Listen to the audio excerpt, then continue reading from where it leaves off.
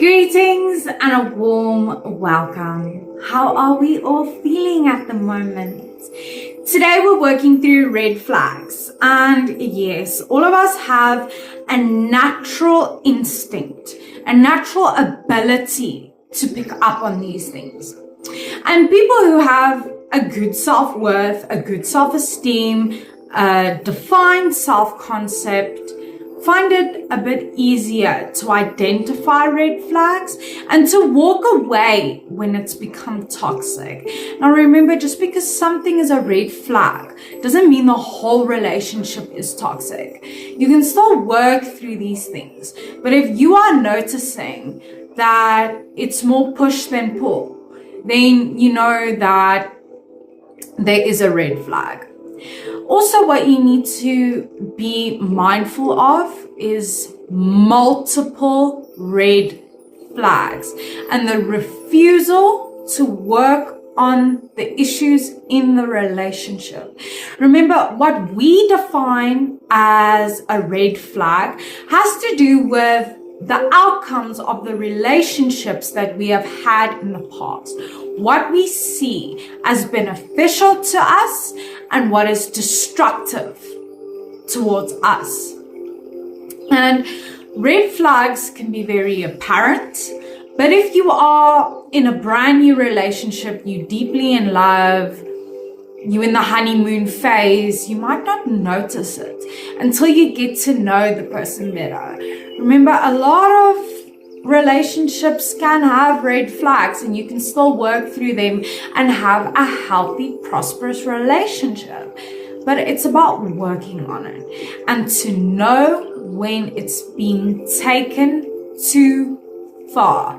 Remember, if there are multiple red flags and a refusal to work on them, then walk away because it's toxic. And a toxic relationship will only diminish your self-worth, lower your confidence, and create more inner conflict than you've ever had. And a red flag could be manipulation. When someone says, oh, you didn't do this for me, so I'm not going to do this for you. Or the other way around. Someone says, oh, I washed the dishes for you, so you have to take me here or you have to do this for me. And it's sort of that making you believe their own model of the world, their reality as truth. A severe form of manipulation is brainwashing, where you make the person forget their values, their identity, their sense of self, and you recreate a different version for them to believe and for them to adopt. And that is a massive red flag. If someone's trying to brainwash you, walk away. But believe it or not, manipulation is actually common in relationships. And we all do it to some extent without even realizing it. But we don't always do it in a malicious way. We do it to benefit ourselves, but sometimes also to benefit the other person. To say, okay, I'll drop the kids off at school. Will you just clean the house for me and then I'll make dinner? That's a small form of manipulation.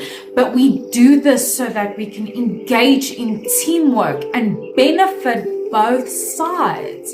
Manipulation isn't always a bad thing, but when it's used to hurt someone for self-gain, then it's a massive red flag.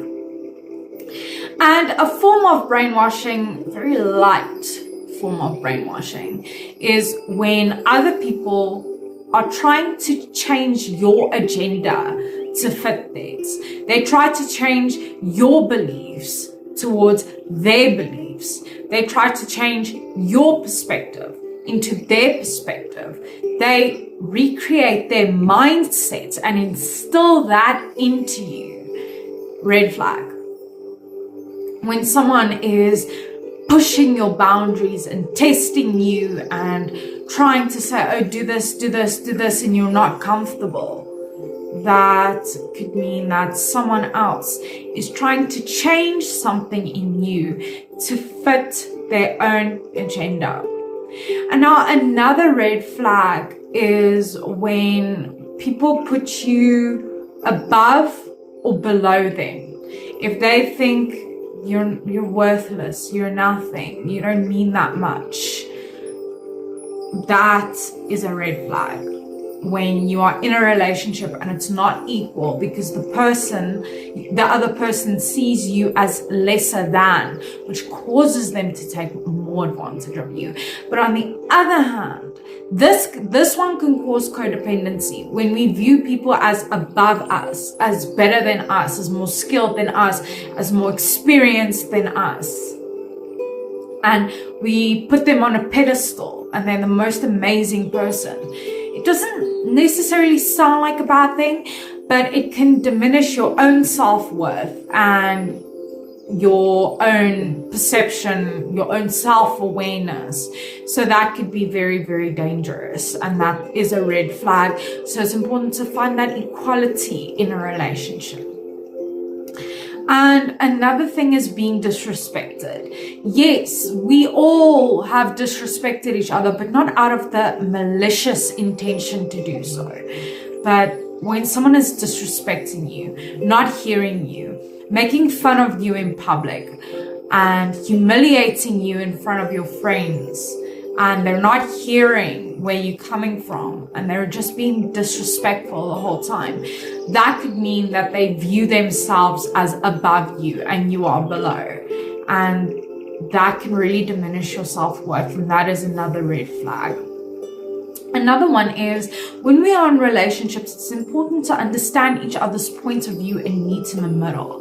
But a red flag in a relationship would be not having your perspective taken into account by another person. No, the way you see it is just wrong. The way I see it is right because I believe it's right. Again, putting you below them. That it doesn't matter what you think. It doesn't matter what you feel. It doesn't matter what you believe. They just know better. And, you know, some of these things you can work through. But at the end of the day, if it's not changing or it's too toxic, then it's damaging. Another red flag is not prioritizing the relationship, especially a brand new relationship. There needs to be a lot of communication, a lot of support, a lot of attention, a lot of expressing love. And if you feel like you're just being put on the back burner, you don't matter, then you can sort of question what the other person's priorities are. And why do they think you're not important?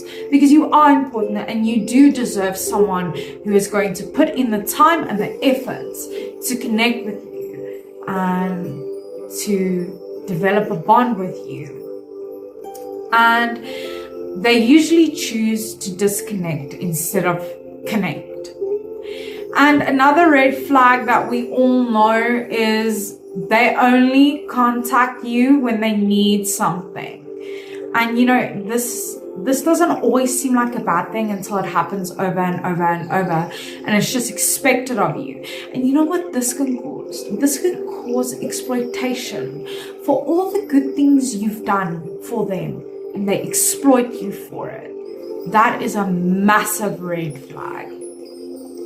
And another red flag is they don't take accountability for their portion of the conflict. Have you ever been in a fight with someone and you just went to go cool down, and you connect and you talk again, and they fail to see the part they played? They don't see how they reacted. They don't see what they said was wrong. And that can be so frustrating when someone else doesn't take accountability. And then at the end of the day, you're the one saying sorry all the time. And that really, really, really diminishes your self-esteem, makes you feel not so confident, not so good about yourself, because I'm always in the wrong, so it's always my fault. I can't do anything right. And that is an unhealthy relationship. And another red flag is being inconsiderate and being unable to offer support.